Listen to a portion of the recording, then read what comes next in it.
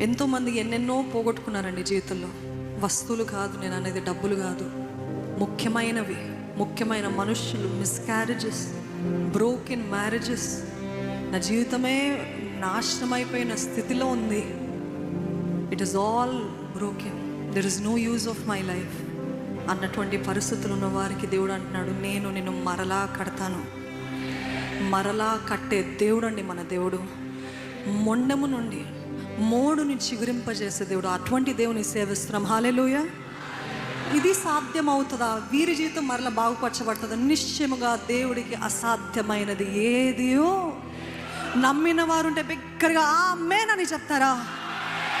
నా దేవుడు నా జీవితము మరలా కట్టబోతున్నాడు. He will rebuild my life for his glory.